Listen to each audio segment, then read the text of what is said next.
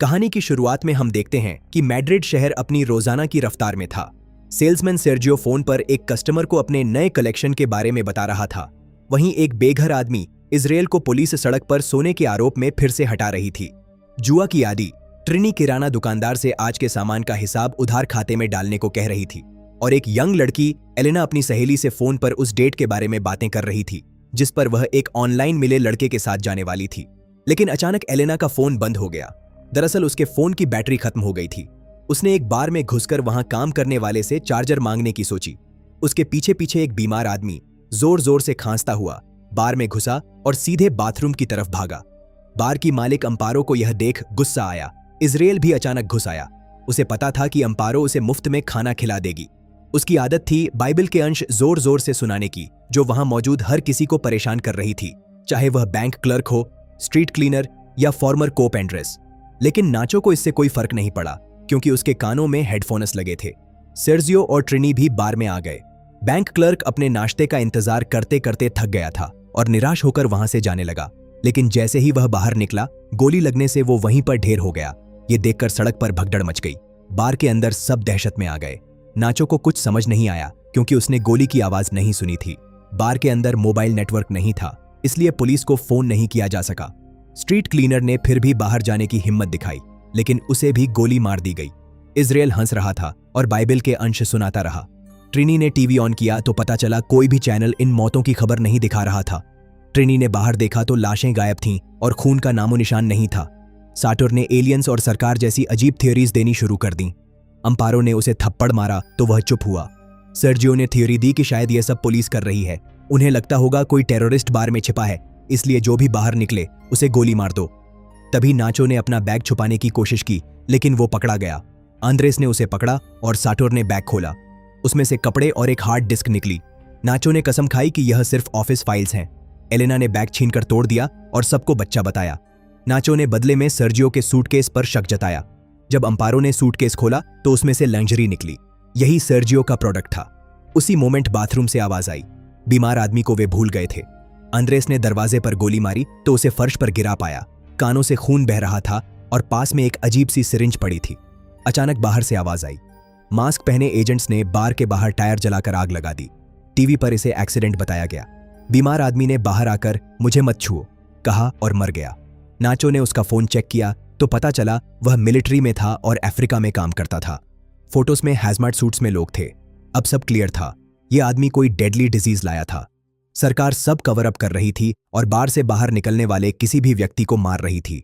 इसके बाद बार के अंदर फंसे ग्रुप ने मरे हुए आदमी का फोन इस्तेमाल करने की कोशिश की। नाचो ने सिग्नल पकड़कर अपने सहकर्मी को फोन लगाया, लेकिन साटर ने बीच में चिल्लाकर सब खराब कर दिया। सहकर्मी ने फोन काट दिया और बैटरी खत्म हो गई। इसी झड़प में ट्रिनी स्लॉट मशीन से टकराई और जैकपॉट लग गया। मशीन से ढेर सारे कॉइन्स निकलने लगे। आंद्रेस, अंपारो और सेर्जियो ने बाकी सबसे दूरी बना ली। उन्होंने बाकी 4 लोगों को और मुर्दे को स्टोरेज रूम में जाने को कहा। आंद्रेस की गन के डर से सब मान गए। इजराइल को शराब की बोतलों के लालच में मनाया गया। स्टोरेज रूम में ट्रिनी को क्लॉस्ट्रोफोबिया होने लगा। उसकी घबराहट में बॉटल्स का बॉक्स टूट गया। नाचो ने देखा फर्श पर पानी नहीं जम रहा है। उन्हें ड्रेन मिला जो सुअर से जुड़ा था। इजराइल नीचे उतरा लेकिन फंस गया। लेकिन तभी अचानक ऊपर से गोलियों की आवाजें आईं। फिर आग लग गई। ग्रुप ने इजराइल को बाहर निकाला ताकि सीवर से हवा आ सके। ट्रिनी ने दरवाजा खोलने की कोशिश में हाथ जला लिए। जब आवाजें बंद हुईं तो नाचो ने बाहर देखा। बार जला हुआ था, लाशें गायब थीं। उसे आंद्रेस की गन मिल गई। नाचो ने सबको अंदर ही रहने को कहा। मरे हुए आदमी के फोन पर मैसेजेस आ रहे थे। एलिना ने पढ़ा कि उस आदमी ने कोई एक्सपेरिमेंटल सीरम चुराया था। 4 डोसेस बाकी थे। उस पर काम नहीं किया क्योंकि वह पहले से बीमार था, लेकिन शायद उन पर काम करे। इसका एहसास होते ही सब बाथरूम की तरफ भागे। इजराइल ने 4 सिरिंजेस का बॉक्स पकड़ लिया। 5 लोगों के लिए 4 डोसेस थे। इजराइल ने खुद को एक लगा ली। नाचो ने गन निकाली, लेकिन एलेना ने कहा आवाज सुनकर एजेंट्स आ जाएंगे। झड़प में बॉक्स स्टोरेज रूम में गिर गया। ट्रिनी ने बॉक्स उठाया, लेकिन जले हाथों से सुअर में गिरा दिया। एलेना को नीचे उतरना पड़ा। तेल लगाकर वह नीचे उतरी। उसे सिरिंजेस मिल गईं, लेकिन उसने ऊपर देने से मना कर दिया। उसने कहा या तो सब नीचे आएं या कोई नहीं। उसने सिरिंजेस छुपा दी और आगे बढ़ी। उसने स्टॉर्म ड्रेन से बाहर देखा। एजेंट्स अभी भी इलाके में थे, लेकिन जब तक एलिना वापस आई, तीनों आदमी और ट्रिनी नीचे आ चुके थे। नाचो और इजराइल में गन को लेकर पानी के अंदर लड़ाई हुई। नाचो बाहर निकला और बोला इजराइल गायब हो गया। सबको लगा नाचो ने उसे मार दिया। नाचो ने एलेना से सिरिंजेस मांगी तो उसने गन फेंकने को कहा। नाचो ने साटोर को मारने की धमकी दी तो एलेना मान गई। रास्ते में ट्रिनी ने इजराइल के कॉइन्स गिराए ताकि रास्ता याद रहे। एक टनल में ट्रिनी ने साटोर को पानी में डुबाने की कोशिश की। नाचो ने गोली चलाकर लाइट की तो उसे पता चला। उसने साटोर को बचाया। ट्रिनी ने गन लेकर खुद को खत्म कर लिया। बाकी बचे तीनों को सिरिंजेस मिल गईं। तभी उन्होंने कॉइन्स की आवाज सुनी। ट्रिनी की लाश थी, आंखों पर कॉइन्स रखे थे। यह ट्रैप था। इजराइल ने पीछे से आकर साटोर को मार दिया। फिर वह एलेना और नाचो के पीछे भागा। वे सीढ़ियों तक भागे। ऊपर चढ़ते हुए एलेना की सिरिंज खो गई। नाचो पकड़ा गया। उसने एलेना को अपनी सिरिंज दी और खुद इजराइल के साथ नीचे गिरकर मर गया। एलेना ने सिरिंज लगाई और मैनहोल से बाहर निकली। वह कंटेनमेंट जोन के बाहर थी। लोग उसे घूर रहे थे। एक औरत ने जैकेट दी। एलेना किसी की तरफ ध्यान नहीं दे रही थी। वह बस आगे बढ़ती जा रही थी, सूनी नजरों से।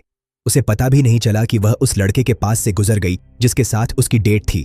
उसने नाम पुकारा, एलेना, लेकिन वह बस आगे बढ़ती चली गई। दोस्तों, आपको ये मूवी कैसी लगी? कमेंट सेक्शन में जरूर लिखें और ऐसी ही और वीडियोस के लिए चैनल को सब्सक्राइब करना ना भूलें। मिलते हैं बहुत जल्द एक और ऐसी ही मजेदार कहानी के साथ।